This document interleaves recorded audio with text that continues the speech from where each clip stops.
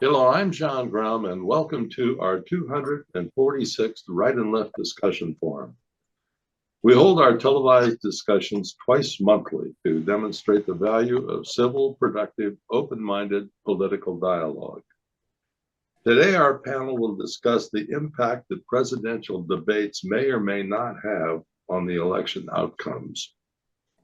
Today's discussion begins with Bryan Laubaugh, president of R&B Financial Services, followed by Susan Hanlon, retired dean of the College of Business at the University of Akron, followed by Tom Finley, retired VP of Human Resources at Rubbermaid Incorporated, and then Patty Haskins, former member of the Wadsworth City Council and retired member of the faculty of Wadsworth Senior High.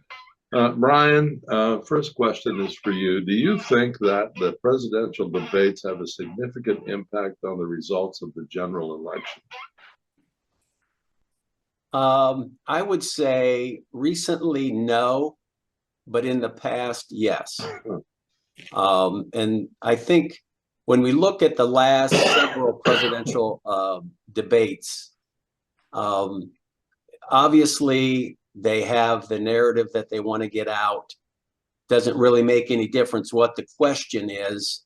They're going to pivot to the answer that they want to give, or the little speech that they've prepared about the other individual, or what they think will solve whatever issue is out there that they want to focus on for that evening.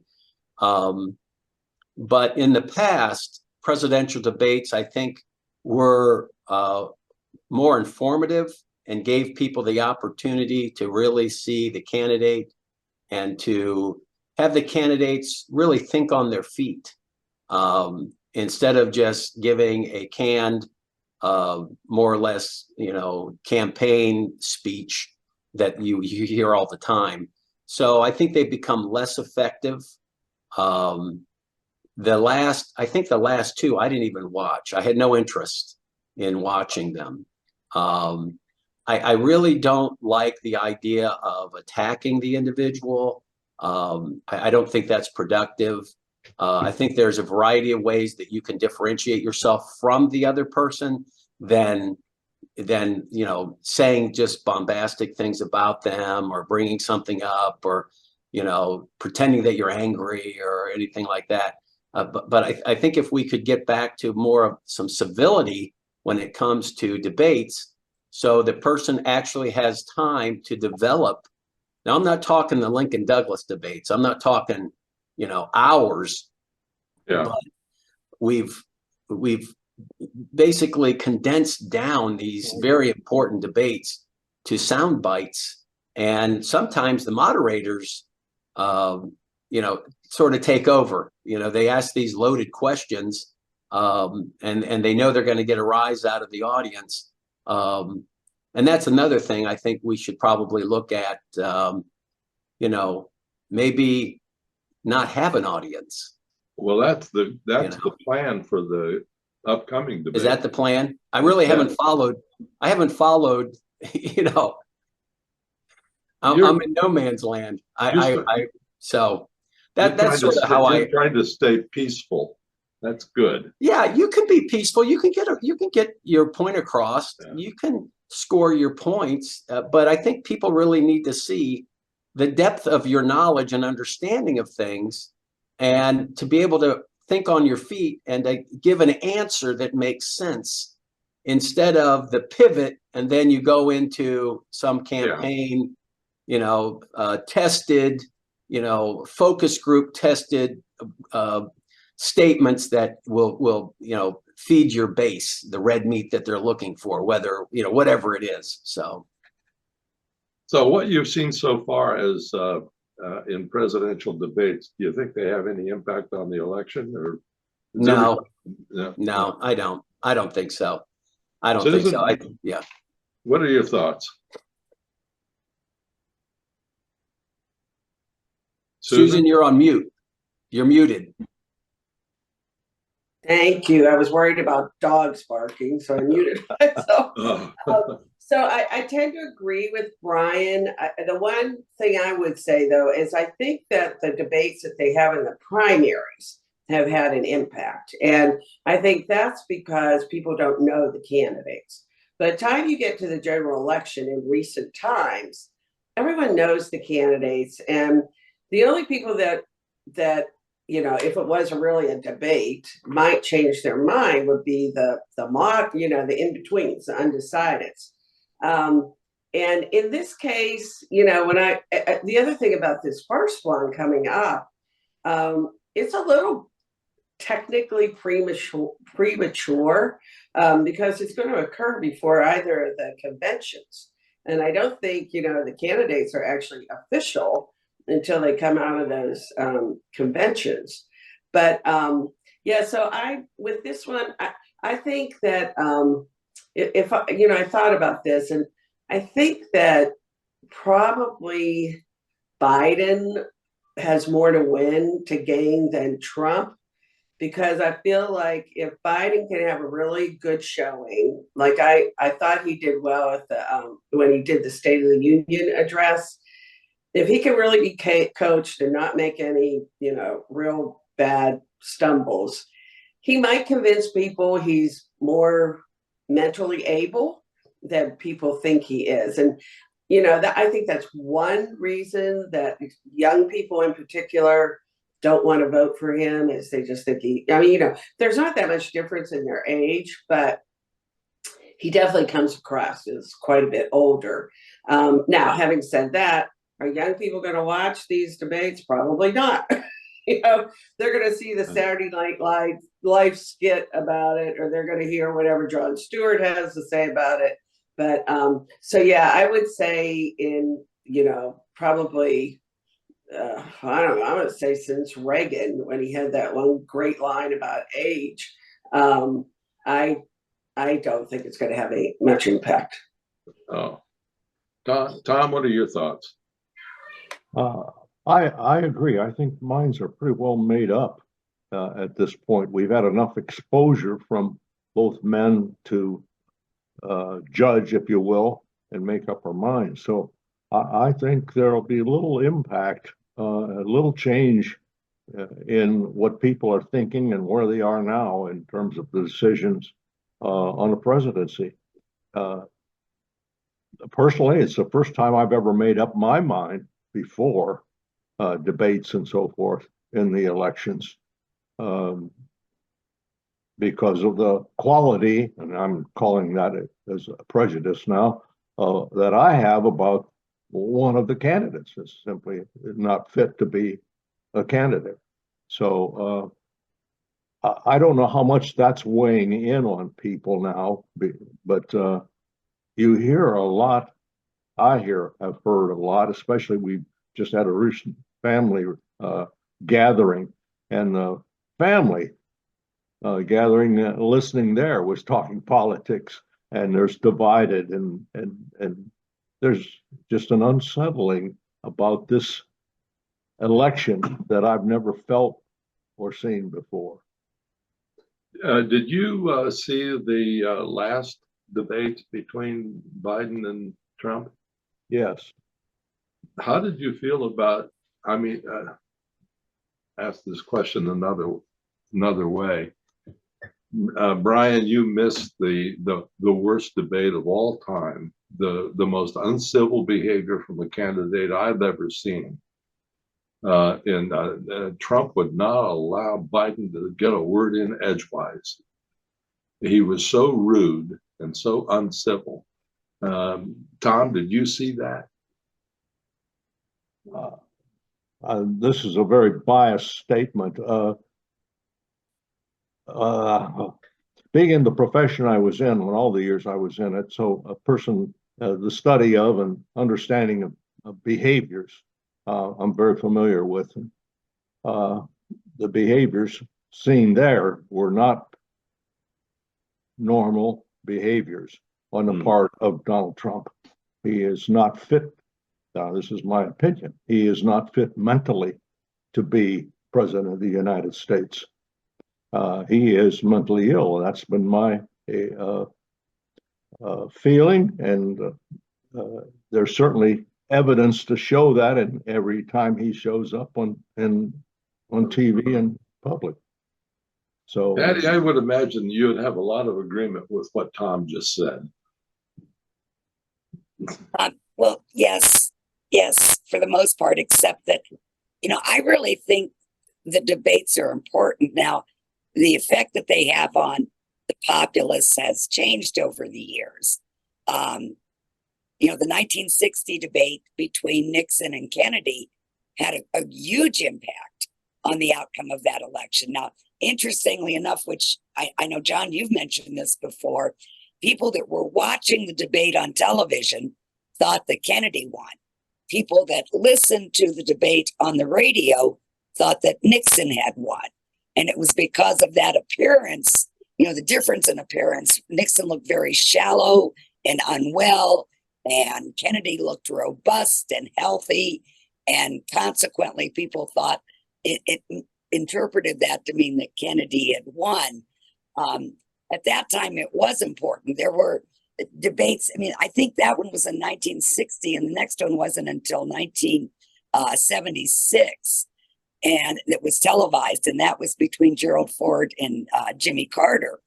And Ford was actually winning that debate by estimates of experts that watched it. But then he made a slip up on a policy issue, and it turned out Carter tended to be the winner of that debate. And of course, Carter did then win the election. Before I go on, though, I thought it was interesting. I always thought that the Kennedy Nixon debate was the first televised in 1960, but there actually was a presidential debate in 1956, but it was different in that it wasn't the candidates, Adlai Stevenson and Eisenhower, that debated. They had surrogates. And the really interesting part for me was who the surrogates were. Adlai Stevenson had Eleanor Roosevelt handling the debate, and Nixon had Margaret Chase Smith, the former senator from Maine. And I find it interesting because in 1956, these two male candidates chose two females to debate for them and to put forth their cause and their series and their theories on government. So that was kind of interesting. I did. If I ever knew that, I have totally forgotten it. I never saw that before in my life, and I just saw that yesterday. And I found that extremely interesting. I would have loved to have heard that one. I mean, if there were any tapes of that, I would love to hear that. I think that would have been extremely interesting. But, to me, the debates can be a very useful tool into rating the candidates and to looking at them. 73 million people watched Trump debate Biden in 2020. 84 million watched Trump debate Hillary Clinton in 2016. These are, I think, tremendously important because you get a feel for that person and learn more about their ideas. Now, what's happened in our society is that we have so many more news outlets and sources for information that people have, so that they don't feel that it's necessary to watch a debate because they, as everyone has already said, people have already made up their mind as to who they want.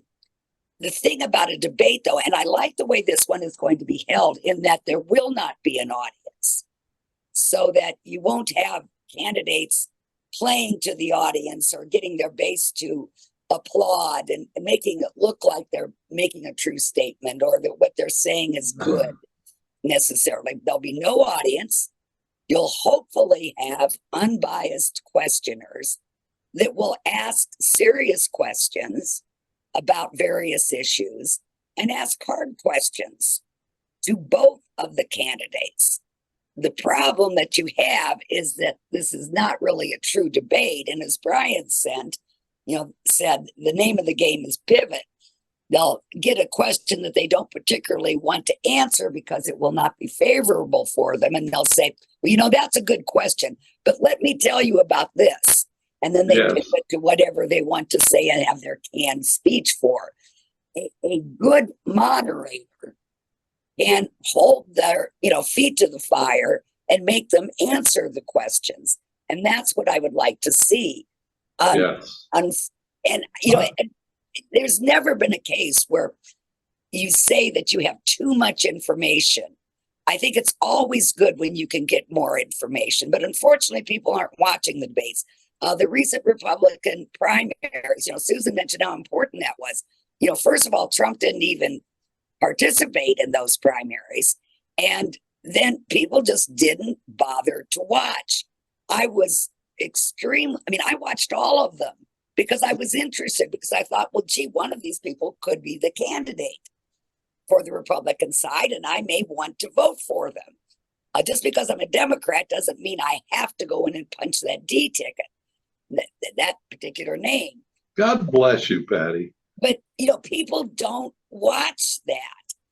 There was a poll, the readers poll in the Trading Post. I remember after each of them was, how many of you watched the Republican primaries? I was, so disheartened by how few people did. Yeah. And particularly by commenters that are very Republican. And I just wanted to make, sorry. Oh, no, and were very entrenched in how they felt, but they didn't bother to listen to what the other candidates had to say. Right. Tom, what were you thinking? The observation I wanted to make is I'm going to be 90 in February. I have voted in every election since I was eligible to vote for. This is the first time I've noted that a party has disintegrated. It's just not a candidate. A party has disintegrated in its ability to reach out in a civil way most of the time. I have never observed that. I think we are in danger in some ways, and I think we are fortunate to be a country that allows that to happen and will, of course, rebuild. So I just was making that observation is the only word I have for it. Whether it's right or not, it's where I'm beginning to settle in. I have changed politics for the first time. I'm going to be voting Democrat. Wow. Susan, you made a comment about your recent travels in Europe and every country that you've gone to. It sounded sort of like the politics of the United States. Yeah. Do you get the feeling that that the whole concept of democracy is threatened these days? No, because I think it is the most healthy form of government for mentally and physically able people. And I don't think that will ever change. And I think there's too much proof. You can go back to antiquity, and eventually, people don't want to, healthy people don't thrive under control. They don't thrive under lack of independence. And I think just those principles are stronger than bad politicians, poorly elected officials. And so, we may be discontent with them. And I think the fact that there's always the hope that it can change. When you have, and we're the most democratic country. I mean, a lot of these places, they describe themselves as, social democrats, social democracies. And so they have some combination of government control, socialism, and they have elections. But I'm a very much an optimist, and I think that, every country will get through this. I do think, I don't know if anybody's read Liz Cheney's book. She's very afraid that Trump in particular is a threat to the Constitution, which, that's a threat to democracy. But I don't think I just think it's stronger than everything else. Now, I have an idea that the outcome of this coming election is not going to be accepted by half the people. Oh, no. No. I think there's going to be very few people either way that are really happy with it. Most people, no matter how they vote, because I want to vote. I'm not going to not vote, but I don't want to vote for either one of them. But I will, and so I'm not going to be happy if the person I voted for wins, because I don't want either one of them. I wish something would happen at the conventions, by some, maybe a made for TV movie script. Some could happen, and somebody else would What would be your either party. What would be your ideal matchup, Susan? I like Nikki Haley. Me too. So I like Nikki Haley. And she's still getting votes, even on places where she's not on the ballot. But I don't hear anything from her. I don't know. So I just like her. I feel like she's a stateswoman. And then I don't know who would. So her, and then who would be a Democrat? I don't know. I can't come up with Amy somebody Klobuchar younger. would be my choice. Who? Amy Klobuchar. Oh, okay. I don't know about that. Yeah, I like her. Yeah. I like her. I really like her. Yeah. Bryan, Democracy is what's your problem messy. with it? Democracy is messy, and Yeah. and we're at this point because we've let it happen with people that just play to the camera. Yeah. It's unfortunate. I don't think we're in the process of losing our democracy. It's just we're at a point of inflection where people have to step back and go, do we want this type of leader? We're electing the leader of the free world, whether you like it or not. There's no other country out there that even comes close. I just listened to a podcast of the president of Argentina. Argentina was one of the most wealthiest countries, and they went socialist, full-on socialist for the last 75 years. They're bankrupt. They have 200% inflation, and we complain about, 5. People, their dollar, their money is worthless, and he has put the country back on a democratic platform and put in some pretty stringent budget and finances, and people are, they're a little bit upset. But the fact is if they don't do something now, they won't have anything. They're coming from nothing. So I think we have the best formula for success. Yeah. It's just we find ourselves at this crossroads. I'm right there with you. I'm going to vote. It might be for Robert Kennedy. Right.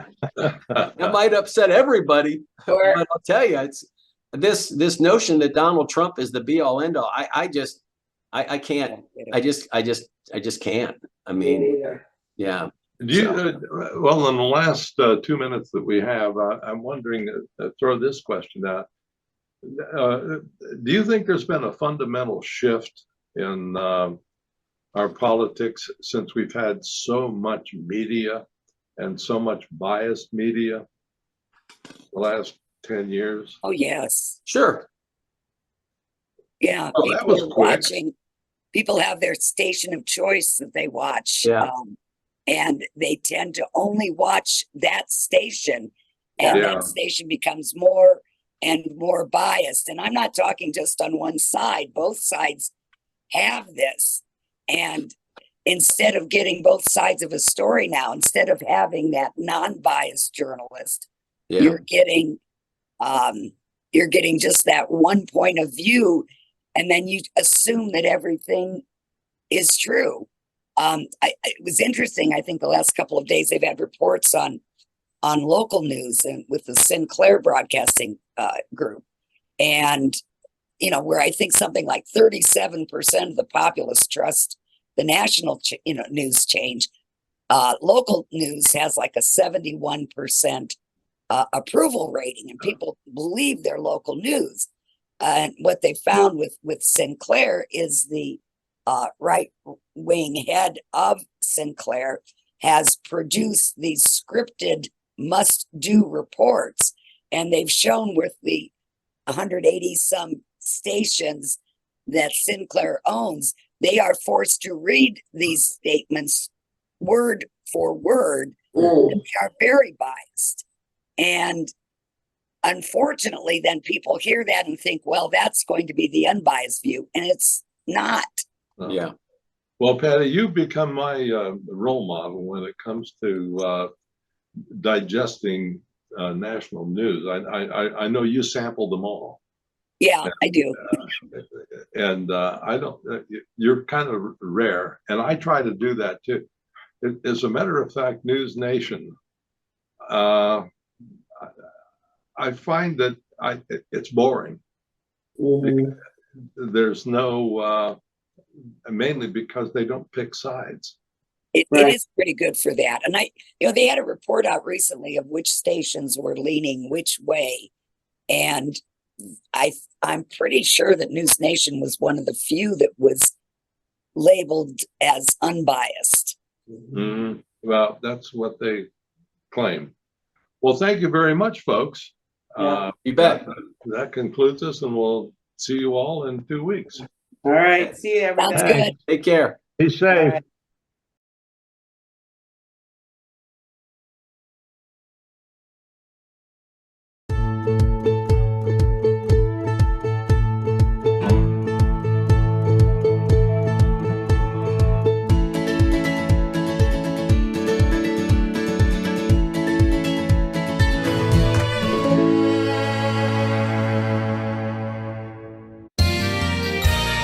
You are watching WCTV, Wadsworth Community Television.